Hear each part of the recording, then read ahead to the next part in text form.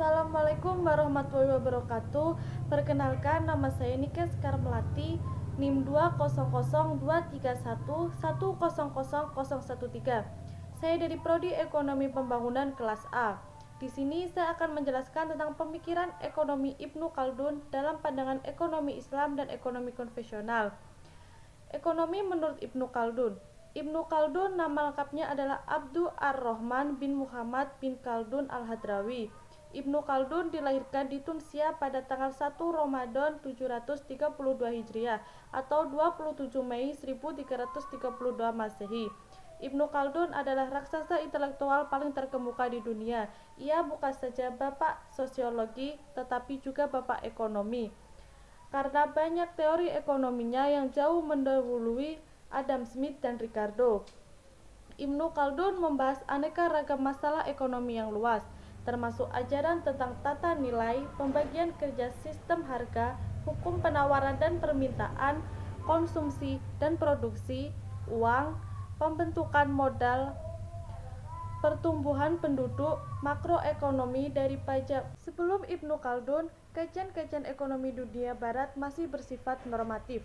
Ada kalanya dikaji dari perspektif hukum, moral, dan ada pula perspektif filsafat. Muhammad Hilmi telah menulis sebuah karya ilmiah berjudul Abdul Iqtisad Ibnu Khaldun, artinya Bapak Ilmu Ekonomi. Dalam tulisan tersebut, Ibnu Khaldun dibuktikannya secara ilmiah sebagai penggagas pertama ilmu ekonomi secara empiris. Di dalam buku Siddiqi Poulokia menjelaskan bahwa Ibnu Khaldun telah menemukan sejumlah besar ide dan pemikiran ekonomi fundamental beberapa abad sebelum kelahirannya diresmikan. Laffer, penasihat ekonomi Presiden Ronald Reagan yang menemukan teori Laffer Curve, berterus terang mengambil konsep Ibnu Khaldun. Ibnu Khaldun mengajukan obat resesi ekonominya, yaitu mengecilkan pajak, meningkatkan pengeluaran ekspor pemerintah. Sederhana, Ibnu Khaldun mengajukan beberapa teori ekonomi, antara lain tabiat manusia dan produksi, organisasi sosial dan produksi, serta organisasi internasional dan produksi. Ia juga mengemukakan teori tentang nilai, uang dan harga, teori distribusi, dan teori siklus. Selanjutnya ada pemikiran ekonomi Islam. Sejarah ekonomi Islam berawal dari diangkatnya Muhammad sebagai utusan Allah. Rasulullah mengeluarkan berbagai kebijakan yang selanjutnya diikuti pengganti-penggantinya. Ekonomi Islam sendiri adalah bentuk percabangan ilmu ekonomi yang berlandasan nilai-nilai Islam. Pada awalnya, keraguan masih menyelimuti banyak pihak tentang keberadaan ekonomi Islam sebagai sebuah alternatif.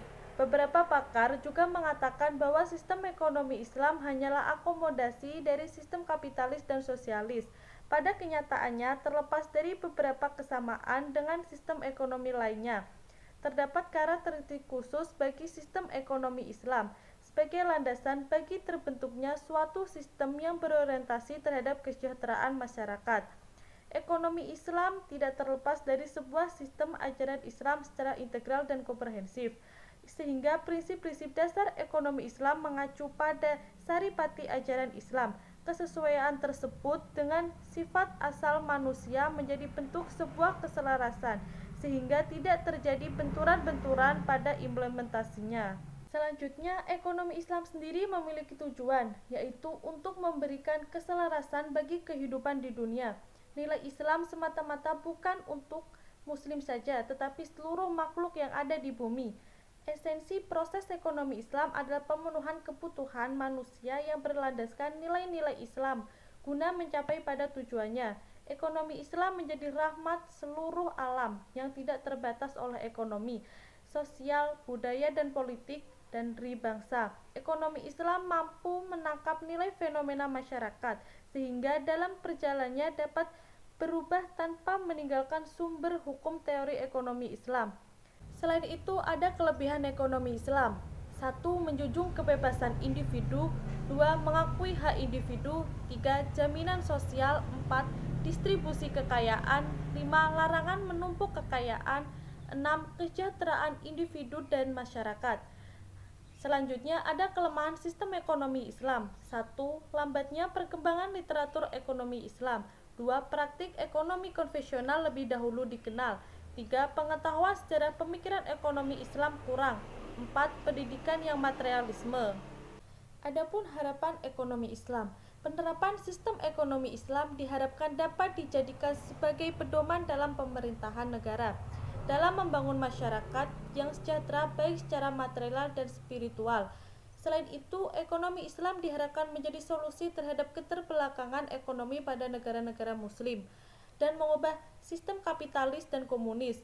Ekonomi Islam diyakini dapat menyelamatkan umat dari paham materialisme, hedonisme, serta dapat mempersatukan umat Islam dalam satu panji Islam dan bersama-sama mencapai kesejahteraan umum. Selain itu, ekonomi Islam memiliki nilai-nilai instrumen. Nilai-nilai itu ada zakat, larangan riba, jaminan sosial, kerjasama ekonomi atau kemitraan. Selanjutnya saya akan membahas tentang ekonomi konvensional. Menurut ilmu ekonomi konvensional, sesuai dengan pahamnya tentang rasional economics, tindakan individu dianggap rasional jika tertumpu kepada kepentingan diri sendiri yang menjadi satu-satunya tujuan bagi keselarasan aktivitas. Ekonomi konvensional yang merupakan sistem ekonomi yang memberikan kebebasan penuh kepada setiap orang untuk melakukan kegiatan perekonominya. Pemerintah juga ikut andil untuk memantau kegiatan perekonomian yang berjalan, bisa juga tidak. Sistem ekonomi konvensional terdiri menjadi dua bagian, yaitu sistem ekonomi kapitalis dan sistem ekonomi sosialis. Amerika dan Sekutu Barat merupakan bagian kekuatan dari sistem kapitalis, sedangkan sistem ekonomi sosialis diwakili oleh Uni Soviet, Eropa Timur, serta negara Cina dan Indochina seperti Kamboja dan lain-lain.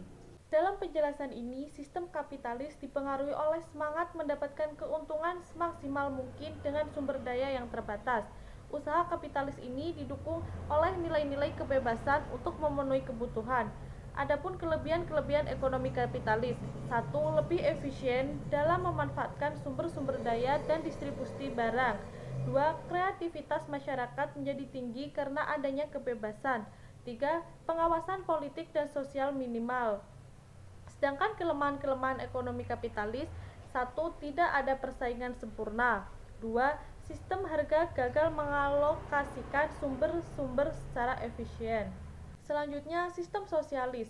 Sistem sosialis adalah sistem perekonomian yang memberikan kebebasan yang cukup besar kepada setiap orang untuk melaksanakan kegiatan tetapi dengan campur tangan pemerintah.